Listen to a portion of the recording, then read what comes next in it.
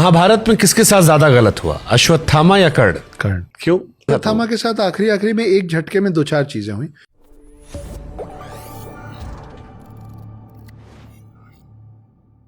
महाभारत में किसके साथ ज्यादा गलत हुआ, अश्वत्थामा या कर्ण? कर्ण। कर्ण।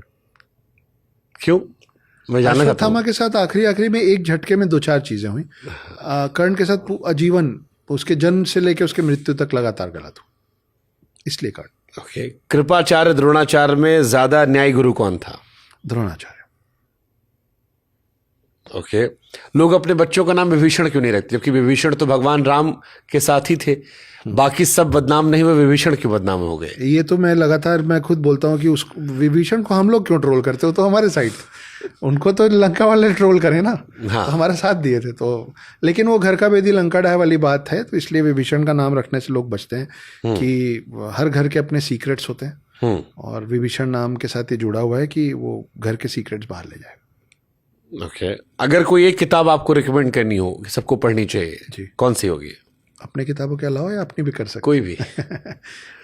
बड़ी मेहनत करके लिखा हूँ the hidden Hindu, Naga warriors try कीजिए, लेकिन उसके अलावा अश्विन सांघवी साहब बहुत कमाल के लेखक हैं मेरे लिए।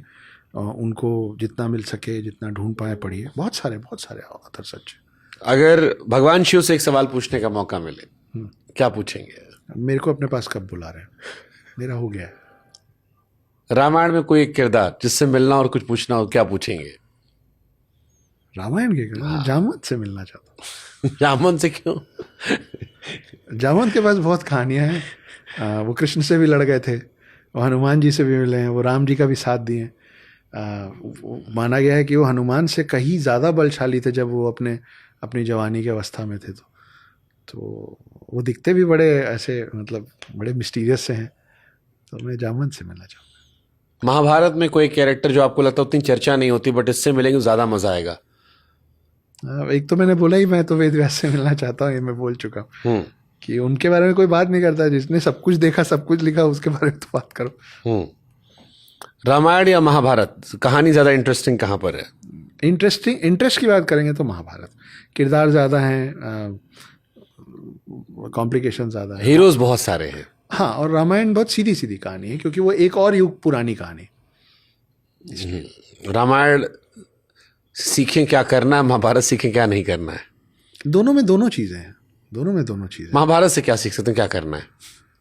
महाभारत से क्या सीखे, क्या करना है? हाँ, जैसे महाभारत से क्या ना सीखे तो हमको समझ में आ गया, क्या सीखे करना है ये हमको समझाइए। बहुत सारी चीजें, पर मैं सोच रहा हूँ वो एक चीज बोलना है तो क्या होगा। अर्जुन को लेंगे तो अपने लक्ष्य को कैसे साधना है वो सीख सकते हैं। दुर्योधन को लेंगे तो आप सीख सकते हैं कि जो लक्ष्य बना लिया उसको कैसे नहीं छोड़ना है, चाहे कुछ भी हो जाए, पूरी दुनिया आपके खिलाफ हो जाए, आप खड़े रहेंगे तो खड़े रहेंगे। भीष्म पितामह से सीखना है तो प्रण सीख लीजिए। युधिष्ठिर से सीखना है तो सच बोलना सीख लीजिए। नकुल सहदेव से सीखना है तो भाइयों के प्रति उनका जो समर्पण था वो सीख लीजिए। एक कैरेक्टर महाभारत का जिसे जिंदा करने का मौका मिले तो आप जिंदा कर देंगे? अरे बड़े कैरेक्टर है भाई, अभिमन्यु कैरेक्टर है, कर्ण का है, द्रोणाचार्य है, भीष्म पितामह है। नहीं, मैं ये सोच रहा हूँ कि किसको अगर वापस जीवित कर दिया जाए तो इम्पैक्ट चेंज हो जाएगा। हाँ, वही है। हाँ, वो सोचने की कोशिश हो रही है। दुर्योधन है। बड़े कैरेक्टर हैं जिसमें आप किसी को जिंदा कर सकते हैं। नहीं, ये नहीं आ रहा है मेरे दिमाग में, मैं अब उस नाम में फंस गया। ओके। अगर आपकी लाइफ पर एक फिल्म बने जी, क्या नाम देंगे? मेरी लाइफ पे फिल्म है? नहीं, ये भी नहीं बता पाऊंगा। ये तो जो लिखेगा वो सोचेगा। क्या सोचा नहीं अपनी कहानी लिखने को? मेरी समकक्ष ने एक बार बोला था कि हम लोगों की लव स्टोरी पे एक फिल्म बनाइए, क्योंकि उन्होंने गजब का साथ दिया। आज के समय में ऐसा साथ देने वाला जीवन साथी कम लोगों को मिलता है। तो मैंने उनसे कहा था कि अगर मैं ये फिल्म लिखूंगा तो सुपर फ्लॉप हो जाएगी। तो उन्होंने पूछा था क्यों, तो मैंने कहा कि क्योंकि आपने मेरे लिए जो किया है वो अगर मैं लिख के बाहर निकालूंगा तो लोग बोलेंगे कि ये मनगढ़ंत कहानी बना रहा है। आज के समय में ऐसी महिलाएं नहीं होती हैं और ऐसा साथ देने वाले साथी नहीं मिलते हैं। तो इस बात पे वो फिल्म फ्लॉप हो जाएगी कि अब ऐसे साथी नहीं होते। ओके। अहिल्या का उद्धार जी या शबरी का मिलन, किस कहानी में करुणा ज्यादा नजर आती है? शबरी के मिलन में। उनका इंतजार बड़ा लंबा रहा था।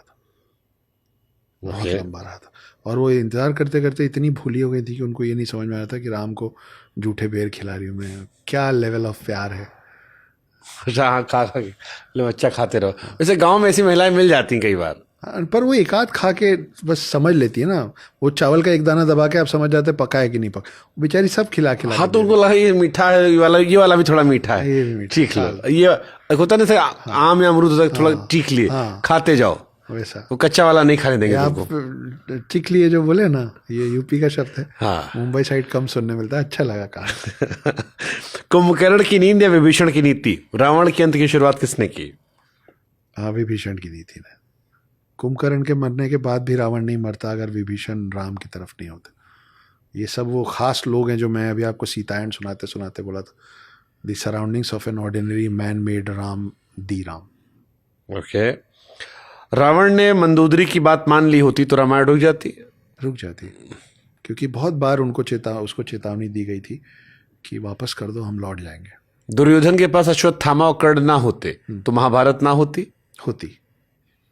होती ही होती। अगर दुर्योधन की तरफ 99 भाई नहीं होते, एक तो इधर आ गए थे तो बचे 98, है ना, उनको मिला के खुद 99, दुर्योधन की तरफ बाकी 98 भाई भी नहीं होते, वो अकेले भी खड़ा रहता तो लड़ता। सीता जी का त्याग या द्रौपदी का गुस्सा? द्रौपदी का गुस्सा। आज के समय में और आज के संदर्भ में द्रौपदी का गुस्सा। ओके। कर्ण का दानवीर स्वभाव या भीम की शक्ति, किसने युद्ध में ज्यादा असर डाला? भीम की शक्ति ने। कर्ण अगर दानवीर नहीं होते तो फिर हारते नहीं।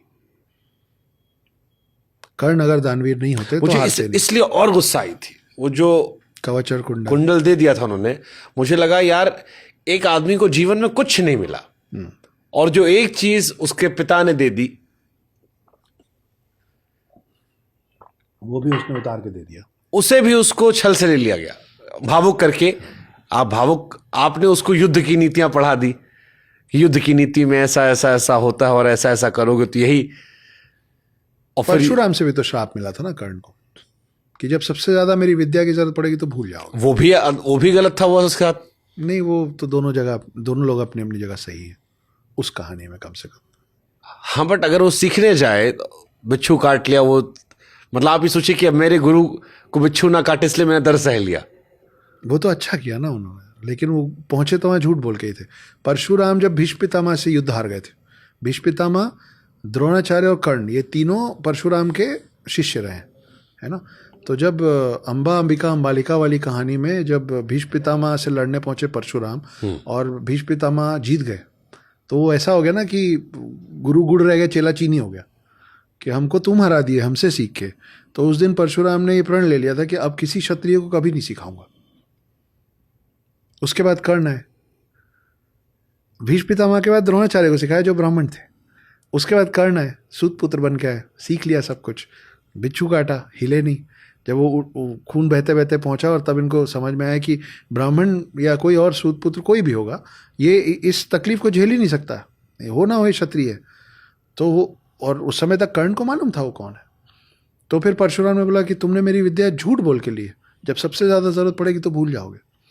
तो फिर युद्ध में जो जिस दिन सबसे ज़्यादा ज़रूरत थी कर्ण को, उस दिन उनको मंत्र याद। तो परशुराम के 3 शिष्य, जिसमें भीष्म पितामह, गुरु द्रोणाचार्य और कर्ण, इनमें सबसे बलशाली ताकतवर कौन? भीष्म पितामह, जिसको इस बात का वरदान हो कि इच्छा मृत्यु मिलेगी, मैं मरूंगा ही नहीं जब तक मैं ना चाहूं, उसको आप कैसे हराएंगे?